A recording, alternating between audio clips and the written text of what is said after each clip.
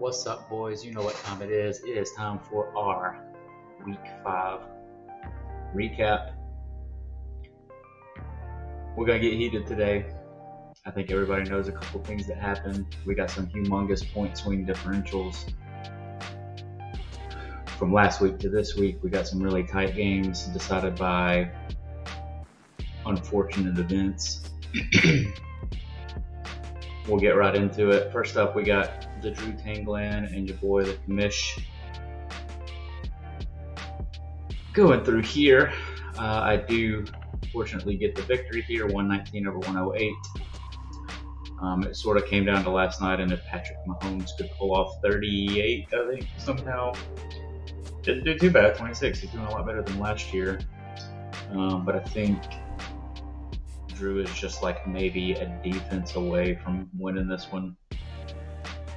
If the Broncos play instead of the Seahawks, we get a 12-point swing there, which would have gave them the W.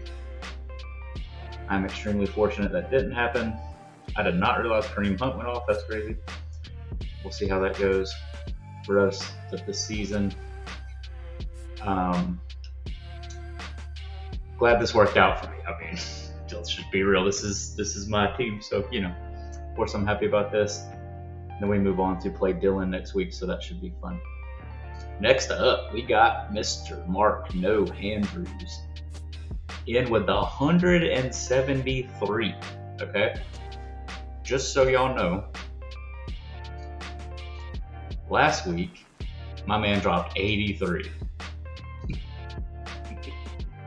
83 to 173. If my math serves me correctly, that's a 90-point jump. Not to mention, doing the math with Kyron, Jamar, JSF, and Sam Laporta, he would have beat Ryan anyways. He would have beat Ryan and then another player we'll talk about later. I think Dylan here, 107, yeah. Jake, he wouldn't have beat Dylan. It's like 107.5 from those four players. Absolutely insane. Picked up Jackson Dart with Lamar out. Kyron goes off. Michael Carter does well. Jamar finally living up to that number one pick, eh? JSN has, I think, always been good, but that's crazy. And then a tight end with 20 is just madness, and everybody else kind of holds up there. Also made all the right decisions, maybe except a flex pick here.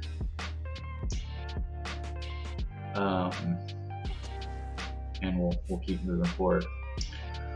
All right, on the right, we've got Ryan.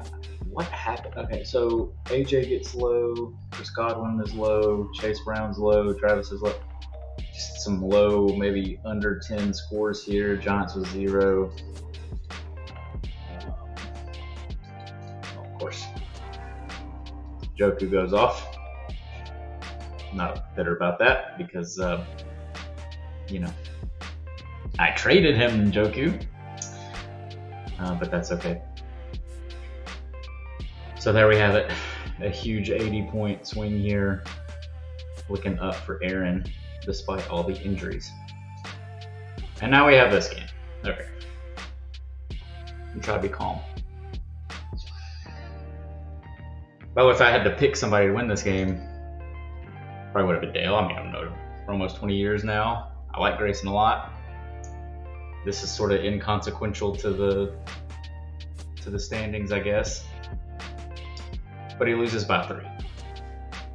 Why is that a big deal?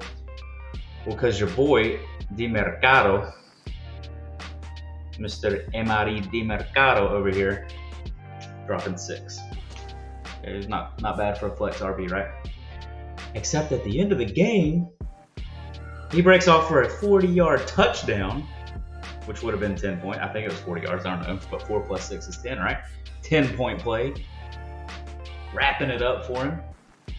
Instead, he drops the ball right before the goal line and loses 2 points. So instead of scoring what is the math there? 14 points. He scores 6. It's a -2 on this end, okay, and it's a +10 on the other end. So 18 points. Sorry, I can't do math today. 18 points. Clearly giving Grayson the win. But instead, we get the loss because of a stupid decision. Now, in another league, I lost by 1 point because of the Derrick Henry fumble in the Bills game. I don't care about that league. I care about this league. And asking around, this thing really didn't play a huge role in most of the games. Not in this league. Not in the league, baby. Where everything matters. Just a reminder on that. Stuff like this happens all the time. Set your lineups. Work the waiver wire. Ask for trades. Do not give up. There's too much on the line. Okay? You're going to be on the side of the road in Gardendale with a huge bright thing on that says I suck at fantasy football, and I'm going to record that mess and put it on this channel. And by then, a ton of people are going to see it. Amen. But demercado here, just, it's stuff like this, man.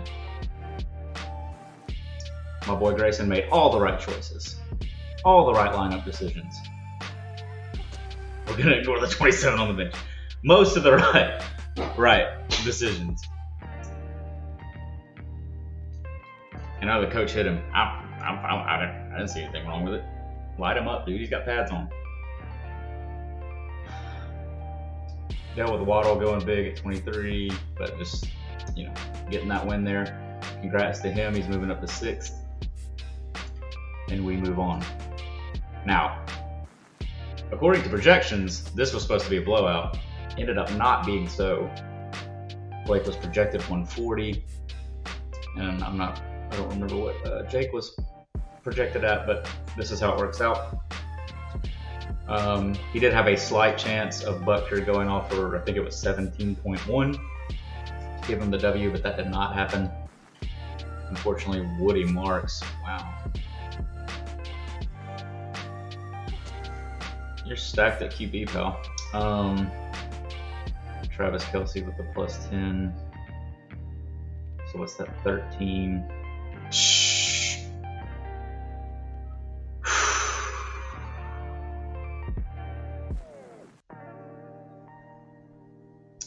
One pick away. That's what I keep telling y'all. Keep doing it. We were one decision away from one of the least scoring teams to beating the hottest team, both literally, physically, and streak-wise. Alright. Then we got the huge scores here. Mr. Mighty Mahomo, Alex Cook, just dominating every week. McCaffrey going off, Javonte going off, Debo going off every single week. It's absolute madness. All the right decisions, clearly. We did have Will put up a really good fight. Rashid, Jared Goff, Amon-Ra, always good, crazy. So fortunately for him, he just drops to 3-2, which is now 3rd place in our league. Keep pressing on, pal. You'll probably make the playoffs with that roster.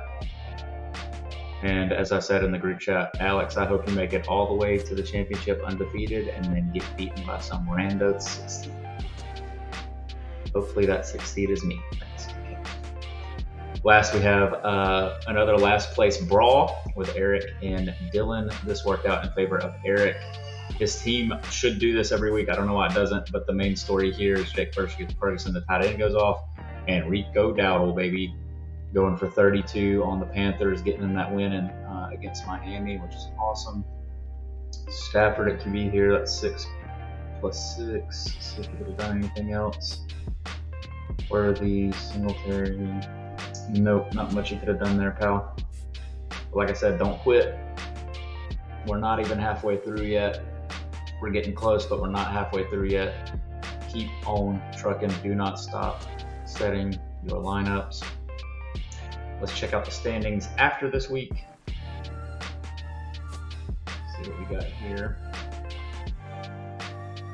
All right. Leading us off is Alex. Second place, Blake. And then we get to some are 3-2 teams. We got 5-0, 4-1, 97 and 92% playoff chance respectively. But then, hey, look at this. From 3 on, Other than Dale, everybody's basically under 60. This takes into account your future matchups, and so he's at a nice number there to move forward. Got some unfortunate news down here at 7% and 10% to make the playoffs. Like I said, that considers your matchups. We'll see how it goes. And then a lot of people here. Let's see, 1, 2, 3, 4, 5, 6, 7, 8. We only have 6 playoff spots. 8 of them, 8 folks have a 50% or above chance to make those playoffs. So do not stop. As we go on, let's check our points for. Pretty sure we know who's on top there. Obviously, our 1, 2, 3 teams. Aaron and I here in the mix with really high totals, but not the same records. And that's due to points against. Will, brother, almost rocking 700 through 5 weeks. That's crazy. But still being third, that's awesome, man. Good on you, mate. Ryan just gets mossed on. That was due to the 170 from Aaron. And then Aaron also gets a lot of the big boys there. And then of course the rich just get richer. Our second highest scorer is our least points against participant. Well, that'll do it for the week 5 recap. Appreciate you guys watching. Like I said, coming soon, we're going to have a sort of prize and punishment video sort of explaining all that. I'm going to go into where the logo came from, what the first place prize was last year, stuff like that. So stay tuned. We'll get it out there. Like I said, keep doing those lineups, baby. We'll see you next week.